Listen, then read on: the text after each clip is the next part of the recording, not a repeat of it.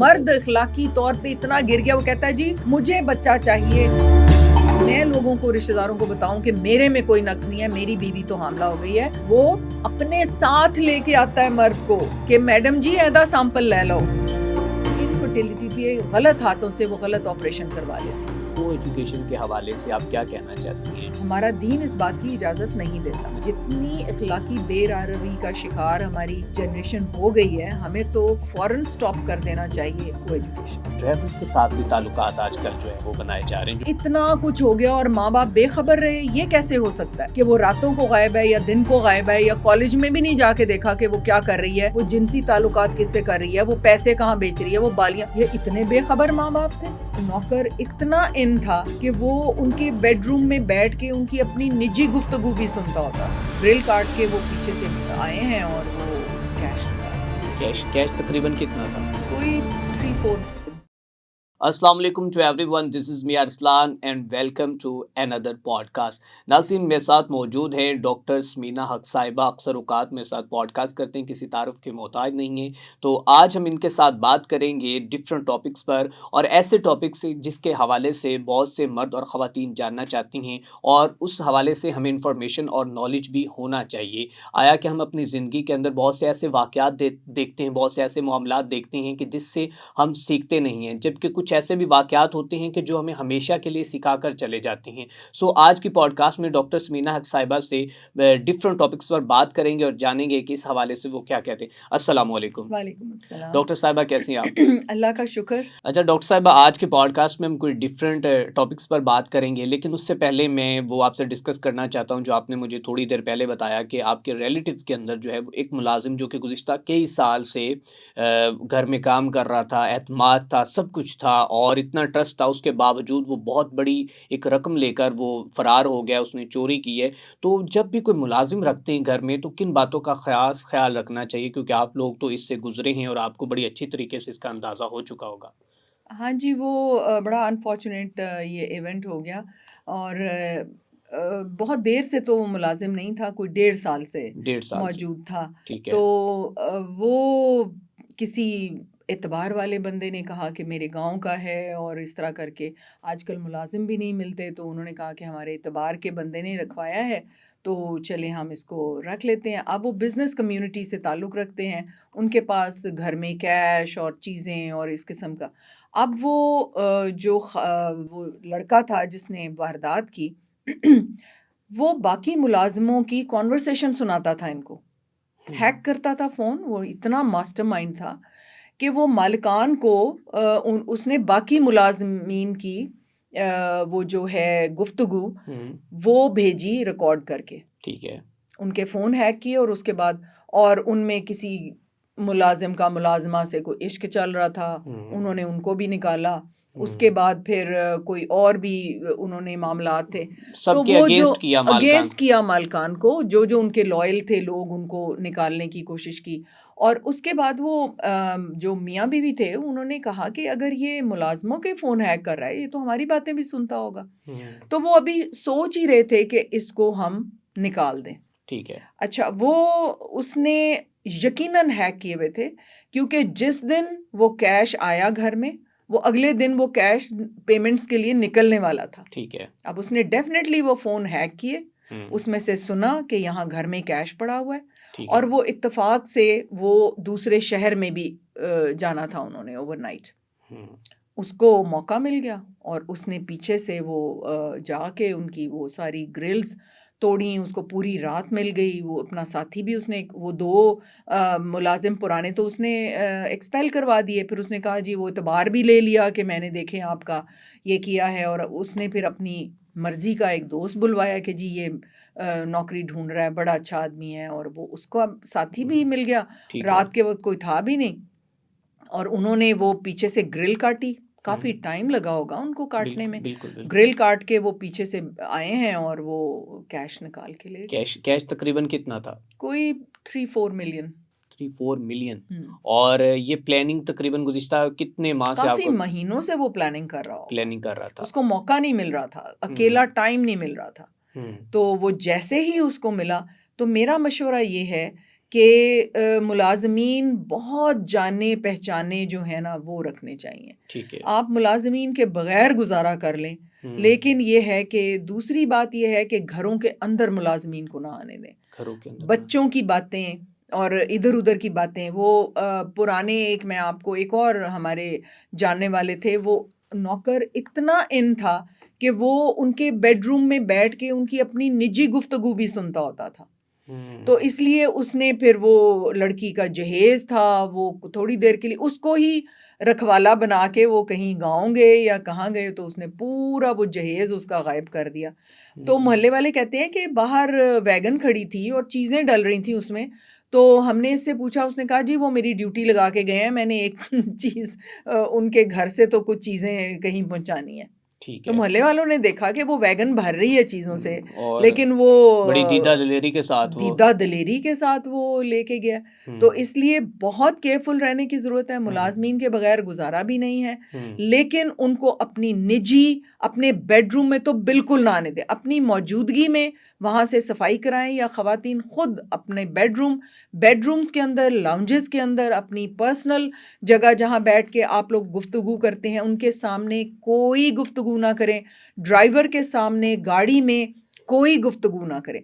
बल्कि आप अपने फ़ोन पे भी, अब मैंने ये जो वाक़या बताया कि वो हैक करता था फ़ोन और वो सुनता था, उसने सुना कि कैश आया हुआ है घर के अंदर, किसी से पूछने की ज़रूरत ही नहीं, आपके फ़ोन हैक कर रहे हैं वो लोग, ये इतने मास्टरमाइंड हैं। तो टेलीफोन के ऊपर भी आप कोई अपने कैश, जेवर, किसी चीज़ की बात ना करें और केयरफुल रहें कि ये बहुत बड़ा, ये देखें अभी तो ये 3-4 मिलियन है और बेहिसाब नुकसान वो पहुंचा बेहिसाब सकता था। नुकसान पहुंचा सकता था, जी। बिल्कुल ऐसा। अच्छा, इसके साथ कोई ज्वेलरी भी लेके गया ये ज्वेलरी भी थी उस अलमारी में, और वो भी उठा के लेके, तकरीबन वो भी वो बहुत, कितने लाख वो की? 2-3 मिलियन की तो थी। 2-3 मिलियन की। हम्म। और अच्छी खासी वो वारदात एतबार के ऊपर डाल के चला गया। एतबार से वो मतलब हम्म उसने एतबार पहले लिया ना, कि उसने बाकी मुलाजमीन की वो बातें हम्म वो उनको यकीन तो नहीं आया वो मियाँ बीवी को। उन्होंने कहा, वो शक तो उनके जहन में था कि अगर ये लोगों की बातें सुनाता है तो हमारे फ़ोन हैक करने कौन से मुश्किल है। तो बिल्कुल। ये थोड़े से तो वो केयरफुल हुए, लेकिन वो स्लिप ऑफ टंग है ना, कभी ख्याल नहीं रहता मसरूफियत में। बिल्कुल बिल्कुल। तो उनके मुंह से निकल गया कि जी वो कैश आ गया है और वो हमने सुबह पेमेंट करनी है बस। ठीक है। और उस रात उसके लिए वो हालात भी बड़े फेवरेबल हो गए कि उनको जाना पड़ गया आउट ऑफ सिटी, तो वो अच्छा, यहाँ पर वारदात लोग कर तो ये गए। कहते हैं चलें जी जो मर्जी कर लें, लेकिन कैमरास लगे होते हैं हमारे पास, कैमरे ने क्या सीसीटीवी कर लेना फुटेज है? होती हैं। नहीं, सीसी फुटेज ने क्या कर लेना है? हम्म कुछ भी नहीं। लेकिन उन्होंने हमें बताया कि उसका शनाख्ती कार्ड उन्होंने लिया हुआ था, और ये शनाख्ती कार्ड जो है और उसके बाकी उन्होंने इन्फॉर्मेशन वगैरह ली हुई थी। और पुलिस में जब उन्होंने एफआईआर वगैरह कटवाई है, तो वो पुलिस ने उनको यकीन दहानी करवाई कि जी 100% चांस है कि हम इसको पकड़ लेंगे। पकड़ लेंगे, ठीक तो है। ये जो वारदातिये हैं उनके लिए भी ये पैगाम है कि आप जा नहीं सकते जा कहीं नहीं भी, सकते, ठीक पकड़े है ना? जाएंगे आप। पकड़े तो आप जाएंगे। तो बिल्कुल। क्या फ़ायदा इस हराम की कमाई का और इस तरह की शॉर्टकट्स का। तो इसलिए और कुछ दिन पहले उसको उधार भी दिया उन्होंने कि तुम अपना घर बना लो। देखें, मतलब कि इतना उसके साथ ताउन भी किया, इसके बावजूद भी। इसके बावजूद वो मौके की तलाश में था। वो हम्म बाकायदा प्लानिंग की हुई है उसने सारी, कि और थोड़ा-थोड़ा, और वो कभी कोई 2-3 घंटे भी उसको मिलते होंगे ना अकेले में, तो वो ग्रिल काटनी शोर के बगैर, वो आहिस्ता-आहिस्ता मेरा ख़्याल है कई महीनों से ये प्लान कर रहा था। महीनों से प्लान कर रहा हुँ। था। और आप यही कहना चाहेंगे, क्योंकि अक्सर औकात गाँव से वो कहते हैं चलें जी मुलाजिम ले आएँ, वो जानने वाले हैं, हाँ, लेकिन वो हाँ। बाद में गाँव से भी जो आए नहीं, हुए नहीं, नहीं, मुलाजिम। बहुत दूर-दराज़ इलाकों के एक तो मुलाज़िम ना रखें, ठीक है। और किसी की प्रॉपर रिकमेंडेशन, आपको उसका हुँ, रिहाइश, उसके घर का पता हो, हुँ, आपने उसका घर देखा हो, उसके घर गए हों, तब वो मुलाज़िम रखें। तो अब वो मुलाजिम है, ठीक है। अच्छा डॉक्टर साहब, इसके बाद हम बात करेंगे कि को एजुकेशन के हवाले से आप क्या कहना चाहती हैं, जो इस वक्त हमारी सोसाइटी के अंदर को एजुकेशन का रुझान बढ़ रहा है और इसके क्या इम्पैक्ट पड़ रही है हमारी सोसाइटी पर? देखिए, मैंने सारा बचपन जो है वो को एजुकेशन में ही गुज़ारा। सेंट मेरीज़ और कॉन्वेंट्स में मैंने मैट्रिक तक किया, और को एजुकेशन में। लेकिन उस वक़्त हमारे इख़्लाक़ी इक़दार बहुत स्ट्रॉन्ग थे। यानी मैं जब क्लास 8th या 9th में थी और हमारा ड्राइवर अगर नहीं आया लेने के लिए, तो हमारी क्लास के लड़के, वो फैमिलीज़ एक दूसरे को जानती होती थी। हमारी क्लास के लड़के हमें एक टोली बना के तो हमारे घर छोड़ के आते थे। यानी वो एक दूसरे को हम इतना जानते थे। मॉडल टाउन लाहौर में रहते थे, तो वहाँ पे अगर ड्राइवर लेट हो गया तो हमें कोई डर नहीं होता था कि ये हमारे भाई हैं, हमारे प्रोटेक्टर हैं, तो बाकायदा हमें प्रोटेक्शन में वहाँ छोड़ के तो आते थे। ठीक है। अब ये तो चलें ठीक हो गया, लेकिन जहाँ तक हमारा दीन कहता है, वो ये कहता है कि को एजुकेशन में नहीं, हमारा दीन इस बात की इजाज़त नहीं देता। तो वो सही तौर पे दीन इजाज़त नहीं देता। आप छोटी क्लास में, जैसे किंडरगार्टन है या क्लास 4-5 तक, आप बच्चियों को अगर इकट्ठा पढ़ाना चाहते हैं, वो भी मेरे ख़्याल में ठीक नहीं है, क्योंकि आजकल मेंटल मैच्योरिटी बहुत ज़्यादा हो रही है। क्लास 5-6 की लड़कियों को मंथली रेगुलरिटी शुरू हो रही है अब। यानी क्लास 5 तक पहुँचते-पहुँचते वो 11 साल की हो गई होती हैं, 10-11 साल की। अब 8 और 9 साल पे वो जवान हो रही हैं। तो इसलिए ये भी बड़ा ख़तरनाक हो गया है कि आप उनको क्लास 5 तक भी इकट्ठे रखें। तो ख़्याल मुझे इसलिए आया कि एक ख़ातून आती हैं इधर, पता नहीं वो अपने आप को क्या कहती हैं, वो भी डॉक्टर के शील्ड के पीछे छुपती हैं, हालांकि वो MBBS डॉक्टर नहीं हैं। तो वो आके बता रही हैं कि जी इंटरेक्शन लड़कियों का लड़कों को मर्द एक हवा बनाया हुआ है जी। मैं तो कहूँगी उनको एंड तक को एजुकेशन में लड़कियों को डालना चाहिए, ताकि एक्सपोजर हो उनका खौफ उतरे कि मर्द क्या है।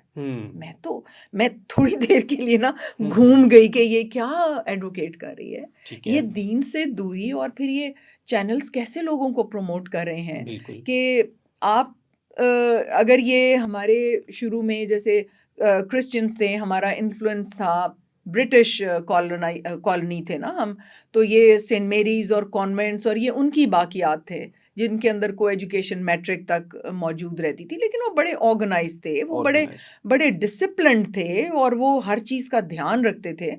लेकिन अब तो ऐसा कुछ भी नहीं है। तो इसलिए ये जो एक है को एजुकेशन का जो एक सिलसिला राइज होने के लिए वो ख़ातून इंसिस्ट कर रही थी, मेरे ख़्याल में ये शरीयत के मुताबिक नहीं है, और को एजुकेशन की बजाय मेल और फीमेल इंस्टीट्यूट्स होने चाहिए। और ये जो इनके फंक्शंस होते हैं जिसमें लड़कियां खुल के डांस कर रही हैं और लड़के लड़कियां भी मखलूत वो फंक्शंस कर रहे हैं, इस पे हुकूमत को, दीनी मदारिस के जो हेड हैं या हमारे मौलाना हैं और मुफ्ती हजरात हैं, उनको इसके ऊपर बहुत स्ट्रिक्ट कोई रेजोल्यूशन लेके आना चाहिए कि इसको अवॉइड किया जाए। अच्छा डॉक्टर साहब, यहाँ पर HEC जो है वही अलाउ नहीं करती कि अगर आप किसी भी यूनिवर्सिटी के अंदर कोई एजुकेशन नहीं रखेंगे तो आपको HEC की जानिब से इजाज़तनामा ही नहीं मिलेगा, तो फिर यहाँ पर वो क्या करें यूनिवर्सिटीज़?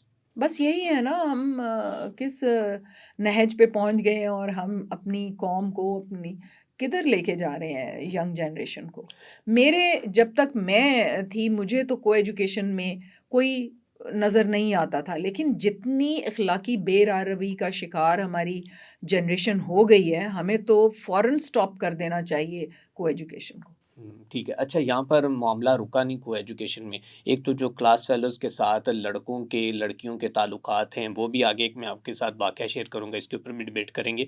लेकिन ये फिर ना ड्राइवर्स के साथ भी ताल्लुकात आजकल जो है वो बनाए जा रहे हैं, जो ड्राइवर्स यूनिवर्सिटीज़ में लड़कियों को छोड़ने आते हैं। मैं रिसेंट देख रहा था कि एक ड्राइवर बैठा था यूनिवर्सिटी में और उसके साथ एक इतनी हसीनो-जमील खूबसूरत लड़की बैठी हुई थी और मैं हैरान हो रहा था कि इसने अपनी ज़िंदगी में लाइफ़ पार्टनर कौन-सा चूज़ किया, या लाइफ़ पार्टनर है भी या नहीं है।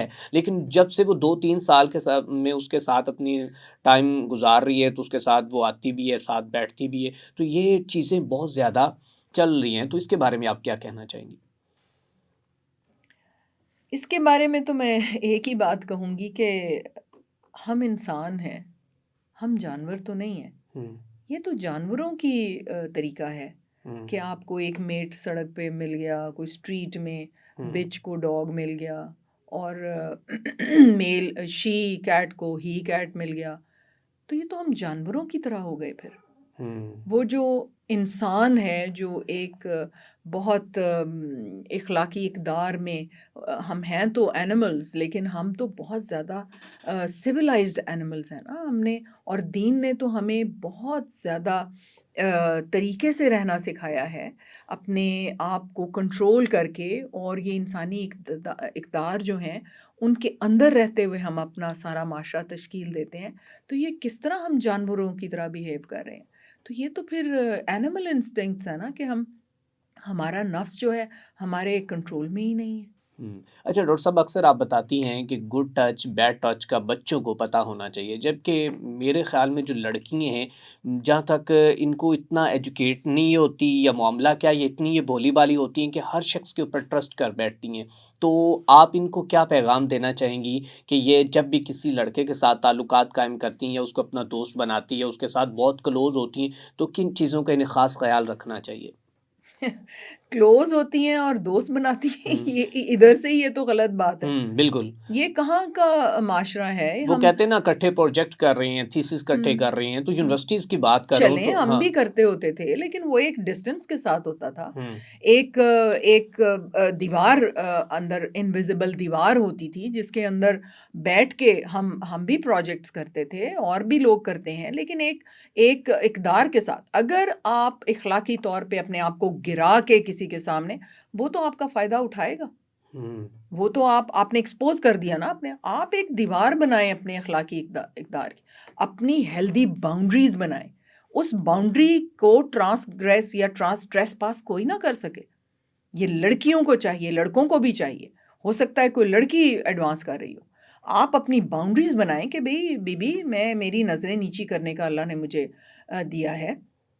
मैं आप उससे किसी और के साथ प्रोजेक्ट कर लें, अगर वो आपको इनवाइटिंग वो सारे जेस्चर्स दे रही है, तो हुँ, आप नज़रें नीची करने का आपको भी हुक्म है, और आपको भी अपने नफ्स को कंट्रोल करने का हुक्म है। तो आप उस खातून को कह दें कि बीबी, मैं सॉरी, मैं इस उसके अंदर आप में शामिल नहीं हो सकता। तो हुँ, अपनी लड़कों को भी अपनी हेल्दी बाउंड्रीज़ बनानी है, और लड़कियों को भी अपनी हेल्दी बाउंड्रीज़ बनानी है। और उस हेल्दी बाउंड्री में क्या आएगा? आपके घर वालों की एजुकेशन, आपका शरीयत क्या कहती है, आपका दीन क्या कहता है, तब आपने ज़िंदगी में रहने का अपना एक रास्ता चुनना है, और उसके ऊपर स्टिक रहना है। अगर आप अपनी ये बाउंड्रीज़ नहीं बनाएँगे, तो आप तो हर वक़्त मिसयूज़ होती रहेंगी। ये हुँ। हेल्दी बाउंड्रीज़ तो बनानी पड़ेंगी हर लड़की को। बिल्कुल ठीक है। अच्छा, बात हम को एजुकेशन की कर रहे थे। रिसेंट एक ऐसा दिल दहला देने वाला वाक़या सामने आया डॉक्टर साहिबा के, जिसने एक दफ़ा इंसानियत को भी झंझोड़ के रख दिया है कि 14 फरवरी 2026 को, रिसेंट ये रमज़ान मुबारक से चंद दिन पहले, कसूर के नवाही इलाके इलाहाबाद के अंदर एक निजी कॉलेज के अंदर मुज़म्मिल शहज़ादी नामी लड़की तालीम हासिल करने के लिए जाती है। एफएससी की वो स्टूडेंट थी, और वहाँ पर उसे आमिर नामी लड़के के साथ मोहब्बत हो जाती है। और ये मोहब्बत का सिलसिला जो है चलता चलाता, फिर वो दोनों एक दूसरे के बहुत करीब हो जाते हैं। ना सिर्फ करीब होते हैं, कि बल्कि उनके आपस में जिनसी ताल्लुकात भी कायम हो जाते हैं। ये सारे मामलात होने के बाद जो मुज़म्मिल शहज़ादी लड़की है, वो उस लड़के को, आमिर को, कहती है कि तुमने मेरा जिस्म तो इस्तेमाल कर लिया, मुझे इस्तेमाल कर लिया, अब तुम मेरे साथ निकाह करो। जबकि लड़का जो है वो उसको हीले बहाने करता है, कहता है कि मैं आपके साथ फ़िलहाल अभी निकाह नहीं कर सकता, तुम मुझे कुछ पैसे दो। वो लड़की उसको अपनी बालियाँ बेचकर दे देती है, और बालियाँ बेचने के बाद फिर वो मज़ीद रकम की उससे कोशिश करता है कि मैं इससे मज़ीद रकम निकलवा सकूँ। वो, और जितना उसके पास होता है, वो खुद एक स्टूडेंट होती है, सो वो जितनी रकम होती है वो उसको दे देती है, और उसके बाद वो कहती है अब मेरे पास कुछ भी नहीं बचा। अब वो लड़का कहता है कि मैं तुम्हें कह रहा हूँ, मुझे तुमसे पैसे चाहिए। वो लड़का उससे पैसे डिमांड करता रहता है। एंड ऑफ द डे वो उससे 4 लाख रुपए की डिमांड करता है। और जबकि इससे पहले कहानी ये होती है कि लड़की उसकी तमाम ब्लैकमेलिंग के बाद आखिरकार अपने वालिद को बता देती। वालिद को बताने के बाद जब लड़की ये कहती है कि मैं अपने इस वक़्त डिप्रेशन में हूँ, स्ट्रेस में हूँ, खुदा के लिए मुझे यहाँ से निकाल लें। अब वालिदैन उसके साथ खड़े होते हैं। उस लड़के के घर, आमिर नामी लड़के के घर जाते हैं उसके वालिद शमी खान के पास, और उसे कहते हैं कि आपके बेटे ने हमारी बेटी के साथ ताल्लुकात कायम किए, सो अब जो मामला होना था हो गया है, आप हमारी बेटी के साथ निकाह कर लें ताकि हम इसको एक पाक रिश्ते के अंदर ले आए। लेकिन जब वो लड़का कहीं पर, तो उसको वैसे ही वो कर रहा होता है, यूज़ कर रहा होता है। अब उसके वालिद के मुबैना तौर पर जो बयान सामने है वो ये है, वो कहता है कि ऐसी लड़की कई हमारे बच्चे के पीछे हैं। तो आप क्या समझते हैं कि हम इसी तरह क्या शादियाँ करते चले जाएं? जब ये अल्फाज सुनने के बाद उसका माँ बाप वापस आ जाता है और उसके बाद वो दो भाई थे शायद और एक ही बहन थी, और जहाँ तक मुझे इन्फॉर्मेशन है बाकी वो भी एक कोई बड़े ख़ानदान की चश्मो-चिराग लड़की नहीं थी, जबकि बताया जा रहा है कि लड़का एक खाते-पीते घर का था, थोड़े से असर और रसूख वाले थे। अब हुआ क्या है कि मुज़म्मिल शहज़ादी लड़की आखिर में उसको मैसेज करती है कि तुम अब बहुत बदल रही हो। चैट भी मेरे पास पड़ी हुई है। वो कहता है कि नहीं, ऐसा कोई मामला नहीं है, मैं कोई इतना नहीं बदल रहा। वो कहता है कि मैं तो जो कहोगी मैं सुधर जाऊँगा, ठीक हो जाऊँगा, तुम्हारे लिए कमाऊँगा भी, सब कुछ भी करूँगा। वो आखिर में जब उसको मैसेज कोई चैट उसमें टोटली नहीं भी आई होगी, तो आखिर में ये कहती है कि अगर तुम मेरे साथ शादी नहीं करोगे या मुझे इसी तरह ब्लैकमेल करते रहोगे, मुझसे अब तुम 4 लाख की डिमांड कर रहे हो, तो मैं तुम्हें कहाँ से 4 लाख ला के दूँ? उसके बाद वो लड़की कहती है कि क्या मैं अपनी ज़िंदगी का ख़ात्मा कर लूँ? तो डॉक्टर साहिबा वो लड़का कहता है कि मुझे तुमसे फ़र्क ही नहीं पड़ता, तुम जाओ पहाड़ में। अब उसके बाद वो वीडियो कॉल करती है। वीडियो कॉल करने के बाद वो पंखे के साथ लटकती है, और इतनी खूबसूरत, इतनी प्यारी लड़की डॉक्टर साहिबा, ये चंद सिर्फ़ 1 हफ़्ते की बात, और इस वक़्त सोशल मीडिया पर ये टॉप ट्रेंडिंग है। उसके बाद मुज़म्मिल शहज़ादी लड़की अपनी ज़िंदगी की बाज़ी हार जाती है और वो ख़ुदकुशी कर लेती है। आपने इस सोसाइटी को पढ़ा है डॉक्टर साहिबा, आप पाकिस्तान और बैरून ममालिक में भी रही हैं, तो इस केस को किस नज़र से देखती हैं और यहाँ पर क्या ख़ास पैगाम लड़कियों को देना चाहती हैं? वालिदैन को क्या कहना चाहती हैं? और उस लड़के को और उसके लड़के के वालिदैन को क्या कहना चाहेंगी? मैं तो पहले इसमें से रिकवर हो जाऊँ जो आपने मुझे मैं सुनाया खुद एक दफ़ा मेरे रोंगटे खड़े हो गए जब मैंने इसके ऊपर व्लॉग और किया ये एक नहीं है। कि कई केसेज़ हैं। मेरी तो जो मेरे हॉस्पिटल में काम करते हैं उनकी बहन ने ये किया। आप देखो कि ये क्या ये बहुत कॉमन है। ये लड़कियां फिर एंड पे उनके पास खुदकुशी के अलावा कुछ रहता ही नहीं है। पहले डॉक्टर वो हर साहब, तरह आपने से सख्त लेओर करने अल्फाज की में बिल्कुल आपने इसके ऊपर मैसेज देना, लड़कियों को भी उनकी हदूदो क़यूद भी बतानी, लड़कों को भी बताना है, मैसेज देना है, ताकि कम से कम हम इस मुआशरे में कुछ तो एक अच्छा उन तक अपना पैगाम तो पहुंचा सकें। देखें, सबसे ज़्यादा इम्पोर्टेंट बात है कि माँ बाप अपने लड़कों को और लड़कियों के साथ रैपो डेवलप करें बचपन में। उनको बताना शुरू करें। ये माँ बाप की गलतियाँ हैं जो बेरारवी का शिकार है। माँ अगर सोशल मीडिया की स्क्रॉलिंग से उसको फुर्सत नहीं है और दोस्तों से बातें करने फुर्सत नहीं है, तो वो इसी तरह के बेटे और बेटियां जन्म देते रहेंगे और वो आगे जाके इसी तरह के अंजाम से दो चार होंगे। तो पहली बात तो ये है कि अगर आपने वो औलाद पैदा की है तो उसके साथ रैपो डेवलप करें, उसका एक एक एक्शन पे नज़र रखें। आपके लिए सबसे इम्पॉर्टेंट काम आपका करियर नहीं है, आपके लिए वो रूहें हैं जिनको आप दुनिया में लेके आए हैं, ये आपकी डायरेक्टली रिस्पॉन्सिबिलिटी है। और जब आप बेटियों के साथ बेटों के साथ रैपो डेवलप करेंगे, उनका एक एक दिन को स्क्रूटनी करेंगे, फिर आपकी औलाद इस तरह नहीं करेगी। वो इतना कुछ हो गया और माँ बाप बेखबर रहे, ये कैसे हो सकता है कि वो रातों को गायब है या दिन को गायब है, या कॉलेज में भी नहीं जाके देखा कि वो क्या कर रही है, वो जिनसी ताल्लुकात किससे कर रही है, वो पैसे कहाँ बेच रही है, वो बालियाँ, ये इतने बेखबर माँ बाप थे। ठीक है, तो ये तो बहुत गलत है ये। अच्छा, जब वो 18 साल और 15 साल से क्रॉस करती हैं, फिर आपके बस में नहीं है कुछ भी करना। 15 साल से पहले बचपन से रैपो डेवलप करें अपने बच्चों के साथ। और ये बच्चियां जो हैं इनको मैंने ये बताना है कि वो बच्ची ने अगर खुदकुशी की तो क्या करके गई, अपने माँ बाप को दुखी करके गई। बिल्कुल, उस लड़के को क्या फर्क पड़ा, क्या उसके फ़र्क? माँ बाप को क्या फर्क पड़ा, कुछ भी नहीं। जैसे मक्खी बैठ के उड़ गई, वो तो उनके लिए तो यही हुआ। यही हुआ। जिन्होंने पेट में पाला, जिन्होंने पाल पोस के बड़ा किया, उनको तुम सारी उम्र के लिए दुखी करके चली गई हो। ये किस तरह की औलाद हो आप लोग? गोली मारो ये सारे लड़कों को, या आप अपने अपने माँ बाप की आप असल औलाद हैं। ये ताल्लुकात और ये लेयरिंग और ये सारे लड़कों से आप कोई अक्ल के नाखून लो, ये दीन से दूरी है ना। मैं फिर ये दीनी मदारिस के जो हेड हैं और मुफ्ती हजरात हैं, ये एक एमरजेंसी डिक्लेयर होनी चाहिए। जितनी अखलाकी पस्ती हमारे मुल्क में आ गई है, ये इनको एक एमरजेंसी की सूरत में इसके ऊपर एक्शन लेना पड़ेगा। ठीक है, तो डॉक्टर साहब लड़कों को क्या कहना चाहेंगी कि लड़की ने तो गलत किया, उसने अपने वालिदैन को नहीं बताया, तो इन जैसे हिवान नुमा इंसान जो है, जिनके अंदर दरिंदा सिफ़्त होती है, इन लोगों को क्या कहना चाहेंगे कि वो इतने वो सख्त दिल हो जाते हैं, वो कहते हैं कि मरो, जो मरना है, जो मर्जी करो? देखें, दरिंदा सिफ्त का बाप कैसा था, वो तो उससे भी बड़ा दरिंदा था। उसके नॉलेज में है कि ये बहुत सी लड़कियां इसके पीछे हैं और ये बहुत सी लड़कियों का फायदा उठा रहा है। तो क्या किया उस शख्स ने? उससे बड़ा दरिंदा तो उसका बाप है कि वो उसको अलाउ कर रहा है और वो इट्स नॉर्मल फॉर हिम, वो कोई कुछ नहीं कर रहा। बिल्कुल। देखे ना, अकाउंटेबिलिटी तो उसकी बड़ी सिवियर होनी है। अल्लाह ने तो उसके बाप को पूछना है बाप को भी पूछना है कि तुम्हें पता था और तुमने कुछ भी ना किया। तो इसलिए यही मैं पैगाम दोबारा दूंगी कि ज़रा पीछे हट के, इस दुनिया से हट के ज़रा सोचें कि एंड किधर है। एंड तो क़यामत वाले दिन से पहले कब्र में शुरू होना है और इतनी सख्त तकालीफ आनी है कि आपको तो अंदाज़ा ही नहीं है कि होना क्या है, और ये होना है। हमें एक्चुअली हमारे जो दीनी मदारस के हेड हैं उन्होंने इस कौम को बताया ही नहीं है कि होने क्या वाला है, and you can die any moment. ये नहीं है कि आप 70 साल 80 साल तक वेट करेंगे, अच्छा हमारे पास टाइम है हम माफ़ी मांग लेंगे अल्लाह से, ऐसा तो नहीं है। आप रात को मर सकते हैं, आप अभी मर सकते हैं। तो ये क्यों नहीं बताया गया, ये क्यों नहीं दीन के ऊपर चला रहे, हमारी नई जनरेशन को क्यों दीन से दूर कर दिया इन्होंने? बिल्कुल ठीक।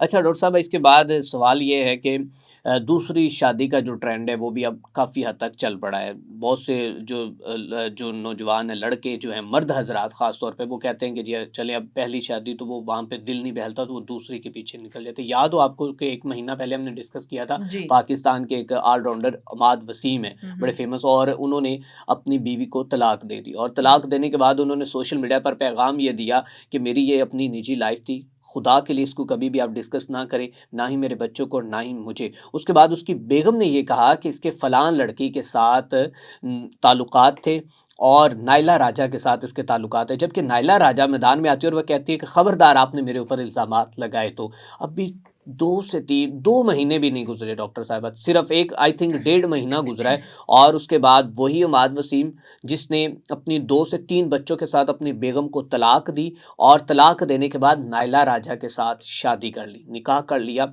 और हंसी खुशी अपनी ज़िंदगी गुजारे। जबकि इस वक्त जो उसकी पहली बेटी जो उसकी बीवी है सानिया इशफाक, वो इस वक्त बहुत ज़्यादा डिप्रेशन में है, स्ट्रेस में है और इंतहाई परेशानी के आलम में है। और उसने ये कहा है कि मेरा जो शौहर है वो मेरे बेटे का कातिल है। इसने 2023-24 के दौरान वो बता रही है कि मेरा इसकाते हमल जो है वो करवाया था और इसने मुझसे मेरा ये बच्चा जो है, मेरे बच्चे का ये कातिल है। और बाकायदा उसने ये एक ट्रेंड चलाया है या इसके ऊपर उसने ये कहा है कि लोग जो टीम इसको सिलेक्ट कर रही है, इस्लामाबाद यूनाइटेड, वो एक कातिल को सिलेक्ट कर रही है। सो इसके ऊपर आप क्या कहना चाहेंगी? जबकि इससे पहले जब उसने कहा कि भी मेरे कोई उसके साथ ताल्लुकात नहीं, जबकि वही लड़की जो है जो उसके साथ वो लिविंग रिलेशनशिप में आई, अब वो उसके साथ निकाह कर चुका है और पहली बेगम को उसने तलाक दे दी और वो बेचारी अब अपनी ज़िंदगी जो है दर बदर की ठोकरें खा रही। तो इसके ऊपर पैगाम क्या देना चाहेंगी? बस वो इखलाकी दार तो ख़त्म ही हो गए हैं ना। और मैं क्या कहूँ इसके ऊपर? इसके ऊपर तो मैं यही कह सकती हूँ कि मैं रिक्वेस्ट ही कर सकती हूँ उन ख़वातीन को, उन लड़कियों को जो एक हँसते-बसते घर को उजाड़ने के चक्कर में होती हैं। दुनिया भरी पड़ी है और मर्दों से, तुम्हें वही एक जो यूनिट बना हुआ है, मियाँ, बीवी, बच्चे, जो अपनी हँसी-खुशी ज़िंदगी गुज़ार रहे हैं, मत उनको तोड़ो, मत जाओ उनके पीछे। आप में अल्लाह सुब्हानहू तआला ने इतनी ज़्यादा करेज रखनी चाहिए और आपको इतना ज़्यादा अपनी कदर करवानी चाहिए। देखिए ना, आप तो नज़रों से ही गिर गई हर एक के। गिर गई, बिल्कुल ऐसे ही। तो ये आप क्यों पकी पकाई खीर के पीछे जाते हैं? क्यों एक एस्टैब्लिश्ड आदमी जिसकी हंसी खुशी ज़िंदगी गुजर रही है, क्यों उसके पीछे जाती हैं? आपके लिए और इतने अनमैरिड मर्द हैं, दुनिया भरी पड़ी है। आप बेटा उधर कोई अच्छा सा मर्द ढूंढो, उसके साथ रेपो डेवलप करो। क्यों मैरिड लोगों के पीछे? अब वो यही है ना कि इजी मनी, इजी हर चीज़, वो अपनी लुक्स दिखा के अपने आप को ऑफर करके, गिर के, अखलाकियात से गिर के, आप लेओर करके उस आदमी को वो घर तोड़ के, तो क्या अकाउंटेबिलिटी? अल्लाह सुब्हानहू तआला के सामने जाके क्या जवाब दोगे कि क्या करके आए हैं दुनिया में? बिल्कुल। अच्छा डॉक्टर साहब, अब मेरी ऑब्जर्वेशन एनालिसिस के मुताबिक लिटरली कि ऐसे जो बाद में रिश्ते होते हैं, जो पहले किसी को रोद के जाते हैं, जो किसी के आंसू जिसके जो उसकी वजह से गिरते हैं, जहाँ तक मैंने अब तक नोट किया है, लिटरली डॉक्टर साहब वो रिश्ते कामयाब बाद में भी नहीं होते। चलें, वो तो बाद की बात है ना, लेकिन एक इनिशियल इंसल्ट तो हो गई ना, हो गई, एक बिल्कुल। घर तो टूट गया ना। देखिए तो ना वो बच्चे तो अफेक्ट हो गए ना, वो शीरा तो बिखर गया ना। वो उसका अंजाम क्या होगा वो तो चलो जो भी होगा, लेकिन हम्म ये तो बेचारी साइकोलॉजिकल स्ट्रेस में आ गई ना। बस उसने सिंगल मदर की तरह बच्चे पालने हैं, या वो शादी करेगी तो ये तो रुल गए ना ये बच्चे। अब अमाद वसीम की उस अहलिया को, सानिया अशफाक को क्या कहना चाहेंगी जिसको उसने तलाक दी? वो अपनी ज़िंदगी किस तरह अब गुजारे? देखें, 10 उंगलियां, 2 हाथ, आंखें, कान, क्या नहीं है तुम्हारे पास? हम्म बस खड़ी हो जाओ, स्टैंड ऑन योर 2 फीट। क्या तुम्हारे में कमी है? हर चीज़ है तुम्हारे पास। बच्चे अल्लाह सुब्हानो तआला ने पालने हैं, तुमने तो नहीं पालने। तो अल्लाह सुब्हानो तआला, एक सजदा करो, इतने दरवाजे अल्लाह खोल देगा। तहज्जुद, दीन के ऊपर आओ, तहज्जुद पढ़ो, अल्लाह से मांगो। एक रास्ता बंद हो गया, 100 रास्ते अल्लाह ने खोलने हैं। ये वादा है, कुरान की आयात है। कुरान तर्जुमे से पढ़ो, तुम्हें हौसला है कि there is a big super power जो ऊपर बैठी है, जिसने हर एक को संभालने का ठेका लिया हुआ है। उसके आगे एक तहज्जुद पढ़ के रो के अल्लाह, थोड़ी सी देर लगेगी लेकिन इतने रास्ते खुलेंगे कि तुम्हें समझ नहीं आएगी किस रास्ते पे जाऊं। ऐसी गैबी इमदाद आएगी। लेकिन बेसिकली आपको अल्लाह के आगे झुक जाना है, उसके मुताबिक, उस जो उसने कहा है उसके मुताबिक चलना शुरू हो जाओ और उससे मांगो। वो तुम्हारे लिए इतने बेहतरीन रास्ते खोल देगा। हो सकता है कोई बहुत बहुत अच्छा मर्द तुम्हारी ज़िंदगी में आ जाए, लेकिन ये अल्लाह से, उस सुपर पावर से मांगना है तुमने। अचानक तुम्हारी चेंजेस ज़िंदगी में आ जाएंगी। Wait for that super power to act on you. लेकिन फिर उसके मुताबिक चलना है, अपनी विल उसके मुताबिक, उसकी विल के मुताबिक करनी पड़ेगी। ठीक है। डॉक्टर साहब, इसके बाद मैं ये पूछना चाहूँगा कि इनफर्टिलिटी के लिए बहुत सी ख़वातीन जो हैं वो डॉक्टर्स के पास जाती हैं तिब्बी मशवरा करने के लिए, तो उस वक्त उन्हें डॉक्टर्स के साथ कौन सी बातें डिस्कस करनी चाहिए और कौन सी ऐसी वजूहात हैं जो उनसे पूछनी चाहिए ताकि उनको तमाम चीज़ें क्लियर हो जाए? ये मैंने बहुत पॉडकास्ट में मैंने बताया कि इनिशियली क्या होना चाहिए, लेकिन जिस बात पे मैं ज़्यादा स्ट्रेस करना चाहूँगी वो ये है कि इनफर्टिलिटी पे गलत हाथों से वो गलत ऑपरेशन करवा लेती हैं। हम्म ये इससे अवॉइड करना है। डॉक्टर से पहले उसका तजर्बा देखें, उसने हम्म कितने लोगों को ट्रीट किया है, उनका फीडबैक क्या है। ये सारा कुछ देखने से पहले आपने ऑपरेशन टेबल पे नहीं लेटना। आपने एक कच्चे पक्के सर्जन से ऑपरेशन नहीं कराना। अगर आप किसी गायनेकोलॉजिस्ट के पास भी जाती हैं और वो आपको कहती है कि मैंने लेप्रोस्कोपी करनी है, तो लेप्रोस्कोपी के साथ अगर वो हिस्टेरोस्कोपी नहीं कर रही तो उस डॉक्टर से भाग आएं, ठीक क्योंकि है। बच्चेदानी के अंदर कैमरा डाल के देखना बहुत ज़रूरी है। ये हाफ ट्रीटमेंट है कि आपने लेप्रोस्कोप डाला और देख के बाहर आ गए। उसको उसका इलाज भी आना चाहिए। आप देखें कि उस डॉक्टर ने ऑपरेटिव लेप्रोस्कोपी में उसको महारत है कि नहीं। एक डायग्नोसिस तो अल्ट्रासाउंड पे भी उतना हो सकता है जितना आप एक लेप्रोस्कोप डाल के देख लेंगे आप। हम्म तो अगर उसको ऑपरेटिव लेप्रोस्कोपी नहीं आती, उसको हिस्टेरोस्कोपी करनी नहीं आती, यूट्रस के अंदर कैमरा डालना नहीं आता, तो हम्म फिर आप 10 दफ़ा सोचें कि आपने उसके पास जाना है कि नहीं जाना। अच्छा डॉक्टर साहब, अब एक बहुत इंपॉर्टेंट सवाल है कि आज के इस दौर में लेबॉर्ट्रीज़ के अंदर बहुत से मर्द हज़रात अपना सीमन सैंपल्स लेकर जाते हैं और वो सीमन सैंपल्स अक्सर औक़ात कहा जाता है कि अब वो चोरी हो रहा है और उसके साथ बड़े उसके जो भयानक अंजाम सामने आते हैं, बहुत से नुकसानात भी होते हैं। तो इसके ऊपर आप कैसे एजुकेट करना चाहेंगी? क्या कहना चाहेंगी मर्द हज़रात को कि वो लेबॉर्ट्रीज़ में अपना सीमन सैंपल्स लेकर जाते हैं, तो किन ख़ास बातों का उन्हें ख़्याल रखना चाहिए?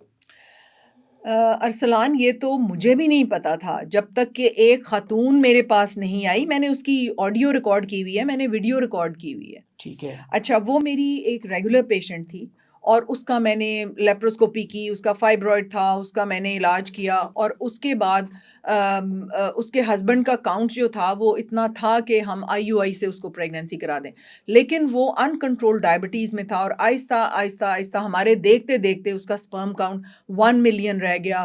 और कई दफ़ा तो हमें ज़ीरो स्पर्म्स भी मिलने शुरू हो गए कि सीमन में कोई स्पर्म नहीं था।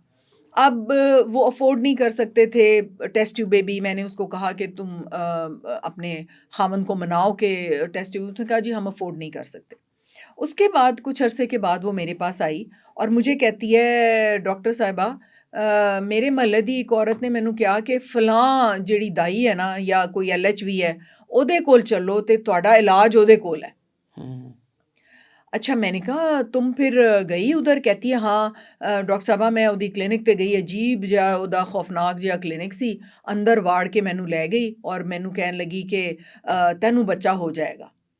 ਤੇ ਤੂੰ ਬਸ ਮੇਰਾ ਕਿਆ ਮੰਨ, ਤੈਨੂੰ मैं एक कैप्सूल रखांगी ते तू हामला हो जाएंगी। तो वो कहती है कि मैंने उससे पूछा कि ये कैप्सूल क्या है और मुझे बताओ तो सही कि तुमने क्या कैप्सूल रखना है। तो उसने फिर थोड़ा सा उसको बताया कि ए ना बस तू तू दसना नहीं किसी ਨੂੰ, ਇਹ ਜਿਹੜਾ ਸੈਂਪਲ ਹੁੰਦਾ ਹੈ ਨਾ ਉਹ ਅਸੀਂ ਕੈਪਸੂਲ ਦੇ ਵਿੱਚ ਪਾ ਕੇ ਤੇ ਰੱਖ ਦਿਆਂਗੇ ਕਿਸੇ ਹੋਰ ਮਰਦ ਦਾ। ठीक है। अच्छा, अब ये हो रहा है हमारे मुल्क में, हो रहा है वो किसी का भी सीमन लाके उसकी वजाना में डिपॉजिट कर देती हैं जिसके सीमन में जर्म्स नहीं है। ठीक है। अब वो औरत प्रेग्नेंट हो जाती है। अब वो मियाँ जो इतनी खानदान की बातें सुन रहा होता है, उसकी बीवी प्रेग्नेंट हो गई, वो तो अपना कॉलर सीधा करके वो कहता है जी मेरी बीवी तो प्रेग्नेंट हो गई, उसकी बला से वो कहीं से प्रेग्नेंट हुई हो। ठीक है। वो तो इन्वेस्टिगेट ही नहीं करता, वो पता नहीं किसका बच्चा किसके घर में पैदा हो रहा है। ये तो एक क़यामत सी जैसे दिमाग में मेरे झुंझुने बज उठे कि ये क्या हो रहा है, ये क्या हो रहा है गांव में और छोटे शहरों में और बड़े शहरों में भी। बिल्कुल बिल्कुल। अच्छा, फिर उसके बाद ना वो मेरे पास बैठी हुई कहती है जी मैं तो उतों ना सही, मैं तो नहीं हूँ। मेरे दिमाग में ख्याल आया, मैंने कहा अच्छा मैं तुम्हारी वीडियो बनाती हूँ, तुम ज़रा उसको कॉल करो और स्पीकर ऑन कर दो। ठीक है, मेरे पास वो अभी भी वीडियो है। ठीक है। तो मैंने उसको, उसने कॉन्वर्सेशन स्पीकर ऑन कर दिया। उसने कहा कि जी मैं हुण आना चाहनी हाँ तो मैं किन्ने पैसे लैके आवां। तो उसको कहती है कि तू इस तरह कर कोई 25 तो 50,000 दे करीब ले आ, मतलब ते तेरा कम हो जाएगा। 50,000 में बच्चा पैदा करवाएं आप। सुनो ना, तो वो उसने तो 10 रुपए में सैंपल ले आना है, उसके तो पैसे कौन से लगे। बिल्कुल बिल्कुल। तो इसने कहा कि अच्छा मैं ते आ जाऊंगी, इन्ने पैसे लेके मैं 25,000 दे सकती हूँ, मैं इस तो ज़्यादा नहीं दे सकती। उन तो आगे से कहती है कि तू 25 ले आ, तू 25 ले आ तो मैं ਇਹਦੇ ਵਿੱਚ ਹੀ तेरा काम कर देंगी। अच्छा, वो उसने कहा अच्छा फिर मैं कित्थे आवां। उसने कोई थोड़ा सा खुफिया तरीके से, तू आ ना जिथे पहले आई से ते उथों मैं तेनू लै जावांगी जिथे मैं तेरा इलाज करना है। ठीक है। तो इसने उसको आगे से कहा कि तुसी लैंदे कित्थों ये सारा कुछ, तू छड़ ना ए गल, तू छड़ दे, तेनू की, तेनू ते सैंपल चाहिदा ना, तेनू ते वो करना। तो वो कहती है कि ये सैंपल्स या तो आपस के इर्द गिर्द के मर्दों से लेती हैं वो, या ये लेबॉरेटरीज में जो बेचारे शरीफ आदमी अपना सीमन देते हैं टेस्टिंग के लिए, वहाँ से ये कोई 50-100 रुपए का वो फ्रेश सैंपल ला के तो वो इंजेक्ट कर देती हैं। विजाइना में सैंपल आप रख दें, वो तो प्रेग्नेंट हो जाएगी। ठीक है, वो तो फ्रेश सैंपल। तो मैं ये पैगाम मेल्स को देना चाहती हूँ कि अपना सैंपल जो है वो अगर लेबॉरेटरी में दे रहे हैं तो उसका बाकी सैंपल, क्योंकि उन्होंने तो एक कतरा डाल के स्लाइड के ऊपर माइक्रोस्कोप के नीचे, बाकी तो सारा सैंपल वहीं लैब में पड़ा होता है। मैं लेबॉरेटरी के मालिकान को भी ये कहूँगी कि ज़रा चेक करें कि वो सीमन का सैंपल किधर डिस्कार्ड होता है, कहाँ फेंकते हैं, कैसे करते हैं, कौन औरतें वहाँ लैब में आती हैं, किधर को जाता है वो सैंपल। और ये जितनी ये छोटे लेवल की ये LHVs हैं, ये दाइयाँ हैं, ये वो sample fresh within 10 to 15 minutes ले जाके औरतें उन्होंने लिटाई होती हैं, वहाँ जाके उनकी वजाइना में रखती हैं, या तो ये लेबॉरेटरियों में से लेती हैं या फिर ये अपने किसी इर्द गिर्द के लड़के को या मर्दों को कह के। तो इतना पस्ती में गिर गए हैं हम, इतनी पस्ती में गिर गए हैं कि उनको परवाह ही नहीं है कि ये कोई हराम का बच्चा पैदा हो रहा है, या उस मर्द को भी नहीं कि जी मेरे तो 0 स्पर्म थे, ये औरत हामला कहाँ से हो गई है। यहाँ तक हम इखलाकी पस्ती में गिर गए हैं अरसलान कि हमारे हॉस्पिटल में मर्द अपनी बीवी के साथ और अपने किसी दोस्त या महल्लेदार के साथ आता है कि मैडम जी इन्हां दा सैंपल ले लो, मेरी बीवी दे रख दो। तो फिर मैं चौकीदार को कहती हूँ कि इनको आइडेंटिफाई करो और आइंदा गेट के अंदर इनको नहीं आने देना। मतलब यहाँ तक वो मर्द इखलाकी तौर पे इतना गिर गया, वो कहता है जी मुझे बच्चा चाहिए, मैं लोगों को, रिश्तेदारों को बताऊं कि मेरे में कोई नक्स नहीं है, मेरी बीवी तो हामला हो गई है। वो अपने साथ लेके आता है मर्द को कि मैडम जी ऐदा सैंपल ले लो। Can you believe this? और वो भी बड़े-बड़े अच्छे बड़े घरानों से, बड़े शहरों से, नहीं, ये ये नहीं? ज्यादातर गांव से आते हैं। गाँव से, अच्छा गांव, वहां मतलब तो एजुकेट नहीं इखलाकी होते। पस्ती का, एजुकेशन को छोड़ो जी, वो इखलाकी पस्ती का हम इतना शिकार हैं हमारे जो गांव और छोटे शहर हैं कि आपकी सोच है। ये बड़े शहरों में ये जो मिडिल क्लास लोग हैं ना, दीन सिर्फ उन्हीं में रह गया थोड़ा बहुत। बिल्कुल ठीक है। ना ऊपर की क्लास में है ना ये नीचे की क्लास में है। अच्छा डॉक्टर साहब, यहाँ पर थोड़ा-सा ये ब्रीफली बता दीजिएगा कि आप आईवीएफ एक्सपर्ट हैं, आईवीएफ क्या है और इससे बच्चा किस तरह पैदा, या आईवीएफ का थोड़ा-सा इसको डिटेल से बता दीजिएगा? आईवीएफ एक बाईपास है, जैसे आप दिल की शरेयानों को बाईपास करते हैं। अगर हुँ। ट्यूब्स बंद हैं तो हमने बाईपास करके डायरेक्टली बीज बाहर बना के, यानी इन वीवो कहते हैं, जिस्म के अंदर वो बीज जिस्म में बन रहा होता है ना, खुद ही जाता है ट्यूब से और यूट्रस में। अगर ट्यूबें बंद है या मियाँ के जरासीम ही इतने कम है कि वो अंडे में नहीं जा सकते, तो हम औरत के अंडे लैब में बाहर निकालते हैं। उसी माहौल में जो पेट के अंदर माहौल होता है, उसको ठीक। माहौल हम वही देते हैं और उसमें हम मर्द का जरासीम इंजेक्ट करके फिर हम उसी माहौल की एक जगह पे, जो पेट का माहौल है, वो एक मशीन के अंदर हम उनको रखते हैं। फिर तीसरे दिन या 5वें दिन हम देखते हैं कि वो बीज बन गया कि नहीं, और वो बीज फिर हम नीचे से रहम में रख देते हैं। बाकी बच्चा वो आम बच्चों की तरह पलता है, आम तरीके से डिलीवर होगा, आम तरीके से अगर सिजेरियन करना हो। ये किसी ट्यूब में या किसी शीशे की बोतल में नहीं बन रहा होता, या किसी जार में नहीं लैब में बन रहा होता। हमने सिर्फ वो नुक्ता सा एक बीज बना के रहम में रखना है और फिर वो बाकी ग्रोथ जो है वो उसी तरह होनी है जैसे नॉर्मल बच्चों ये की। इस्लामी तौर पर जायज़ है? बिल्कुल जायज़ है। अगर आप हस्बैंड और बीवी के जरासीम इस्तेमाल कर रहे हैं तो वो जायज़ है। अगर आपकी 2 मनकूहा बीवियां हैं, ठीक है, और एक के अंडे ख़त्म हो चुके हैं और वो चाहती है कि मेरा भी बच्चा हो, क्योंकि वो दूसरी औरत निकाह में है उस मर्द के, उसके अंडों से हम एम्ब्रियो बना के उसकी सौंकन के रख सकते हैं, क्योंकि वो स्पर्म उस औरत के लिए भी हराम नहीं है। हराम नहीं है उनके, लेकिन दोनों का। डोनेशन एग्स, एग डोनर्स, ये हमारा दीन इजाज़त नहीं देता। डोनेशन में लिए हुए स्पर्म्स हमारा दीन इजाज़त नहीं देता। ठीक है, तो जी। डॉक्टर साहब ये इलाज कोई मिडिल क्लास तबका भी करवा सकता है या बिल्कुल कॉस्टली? करवा सकता है, बिल्कुल करवा सकता है। इतना ज़्यादा कॉस्टली नहीं नहीं, है? कॉस्टली तो है, लेकिन आप पैसे जमा करते रहें, इंशाल्लाह और जल्दी कराएं। अगर यंग एज में कराएंगे तो रिजल्ट्स बहुत अच्छे होते हैं। ओल्ड एज में 35 के बाद रिजल्ट्स डिक्लाइन करते हैं। ठीक है, आखिर में क्या पैगाम देना चाहेंगे डॉक्टर साहब? मैं अपना कुरान ला के दिखाना चाहती हूँ कि मैंने कितना उसको पढ़ा है और किस तरह वो खस्ता हालत में हो गया है, पढ़ पढ़ के, निशानियाँ लगा लगा के, उसके ऊपर स्टिकर्स लगा लगा के। मैंने ज़रा उसको इतने ध्यान से लेट पढ़ा, मैं ये मानती हूँ। हालाँकि मैं एक दीनी मेरे बिल्कुल। वालिद तो बहुत बड़े अफ़सर थे, लेकिन दीन के करीब बच्चों को रखा हुआ था, बिल्कुल। इख़्लाक़ी इक़दार के नवासी अंदर रखा नसीम हुआ था। हिजाज़ी साहब की। नसीम हिजाज़ी की मैं नवासी हूँ। तो बिल्कुल। हमारे घर में हमें दीन की समझ तो थी, लेकिन सही दीन की समझ मुझे खुद कुरान पढ़ के आई। खुद कुरान। खुद पढ़ी, तो ये किताब पढ़ें, ये एक लव लेटर है हमारे बेहतरीन, जिन अल्लाह से हम मोहब्बत करते हैं ना, तो हम आशिक हैं उसके, तो वो एक लव लेटर भेजा है हमारे अल्लाह ने हमारे लिए। तो वो लव लेटर को तो पढ़ें कि क्या लिख रहा है उसमें। बिल्कुल ठीक है, बहुत शुक्रिया। नाज़रीन, हमारे साथ मौजूद थी डॉक्टर स्मीना हक साहिबा, गायनाकोलॉजिस्ट हैं, आईवीएफ एक्सपर्ट हैं और जो मुआशरे में ये काम कर रही हैं, जो ख़वातीन के लिए ये पैगाम लेकर आती हैं और जिस तरह ख़वातीन को एजुकेट कर रही हैं।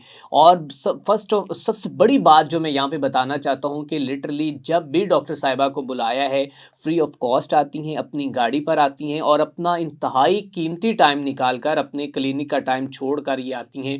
और सिर्फ कोई और पर्पज़ नहीं है, कोई और मकसद नहीं है, सिर्फ लोगों को एजुकेट करने के लिए, क्योंकि वो चाहती हैं कि आज के इस मुआशरे के अंदर, एक बिगड़ते मामलात के अंदर, जहाँ तक जिस भी मुसलमान का जितना हिस्सा डले और वो इस मुआशरे को एक ठीक ट्रैक पर लाने के लिए जितनी भी एफर्ट्स करे, वो उसकी अल्लाह तबारक व तआला कबूल फरमाए और उसका जो अजर है उसको वो आखिरत में मिलेगा। सो हमेशा के लिए डॉक्टर स्मीना हक साहिबा के लिए भी दुआ करते रहें कि वो फ्री ऑफ कॉस्ट जो है वो हमेशा हमारे पास भी आती हैं और लोगों को एजुकेट करती हैं और बताती हैं कि हमें अपनी ज़िंदगी किस तरह जीनी चाहिए। इसी के साथ अपने मेज़बान मियां अरसलान को दीजिए इजाज़त। अल्लाह निगहबान।